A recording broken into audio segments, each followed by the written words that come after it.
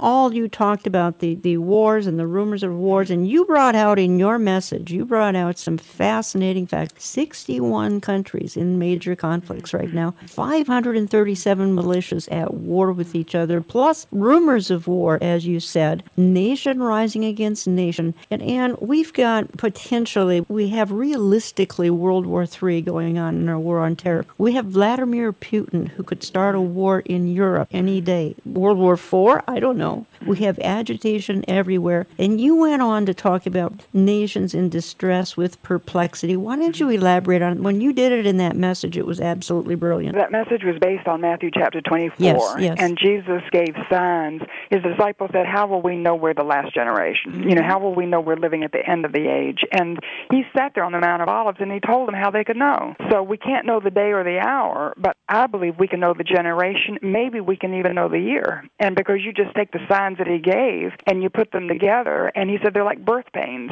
Yeah. And I'm not sure if you have children, Jan, but no. I've got 3, and I know when I went into labor, my birth pains started slowly, you know, like every 5 minutes, and it wasn't so bad, but they increased in frequency, increased in intensity until the end. I couldn't stand it. I couldn't take one more pain, and then the baby came. And so Jesus is saying you take all of these signs and you put them within one generation where they're increasing in frequency and intensity until you think you just can't take it anymore. That's when Jesus comes back. That's the end. That's when, you know, what we describe as the rapture of the church, when Jesus comes back to be with himself those who put their faith in him, and that ushers in 7 or 8 years of judgment on this earth. And then at the end of that time, he comes back to the Mount of Olives to rule and reign. So I think we're right at that point. I believe the rapture of the church could take place at any moment.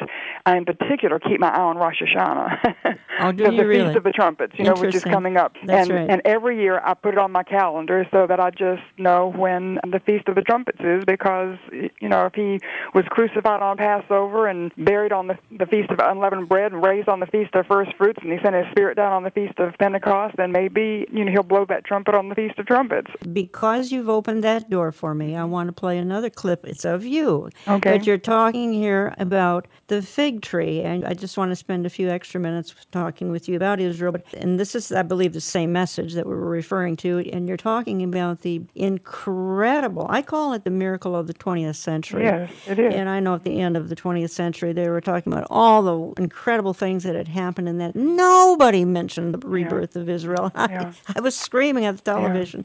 Said, please, please, please talk about Israel. And Jesus said in verse 32, now learn this lesson from the fig tree. As soon as its twigs get tender and its leaves come out, you know that summer is near. Even so, when you see all these things, you know that it's near, right at the door. I tell you the truth, this generation will certainly not pass away until all these things have happened. Heaven and earth will pass away, but my words will never pass away. So Jesus could have been saying, when you take all these signs and you see all these things happening in one generation, that's the generation. So that would be legitimate. That's a right interpretation of that. But in the Old Testament, the fig tree always represented Israel. And several days earlier, he was teaching his disciples, and the fig tree represented Israel. So in this parable, I believe he was speaking of Israel. When you see Israel, who's been dormant, no leaves for 2,000 years, and then she puts forth leaves and she begins to come to life again, the generation that sees Israel reborn, becoming a nation again, is the generation that's the last. And I want you to, you know, so many of us have grown up with this, we just don't think of the phenomena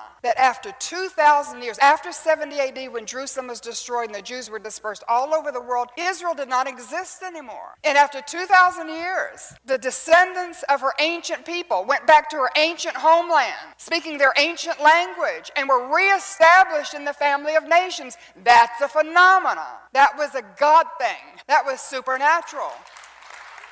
And I believe Jesus is saying, when you put all of these signs together, and they're ratcheting up, remember the birth pains, in the same generation, when the nation of Israel was reborn, that's the generation. So my daddy says, Ann, what's a generation? And I said, Daddy, I don't know. 40 years, 70 years, but it's mine. The nation of Israel was reborn May 14th, 1948.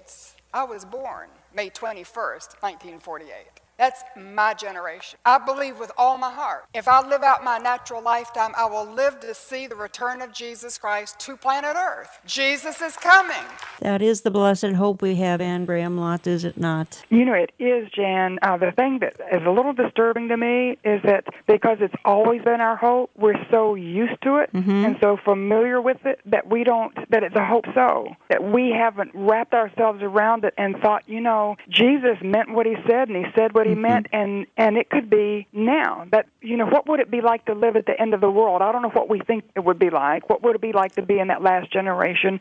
But even committed Christians I talk with don't think that it's now. I know. Because that's our hope. We've always had that hope. And, you know, the church for 2,000 years had that hope. So it's just what Peter said, nothing new under the sun. You know, they're scoffing. That's true. And I believe it will be in my lifetime. I believe it will be sooner than even my lifetime. I think we're looking at it. But the disturbing thing is that people just are going on with their lives as though, you know, they have another lifetime to live and pass on to the next generation, and just, you know, that we're in some sort of a cycle. And I don't think so. I think that I think we're looking at the end. And so it's amazing how many people, even people that you and I would love and respect, and for them, the hope of the return of Jesus is more of a hope so than a confidence.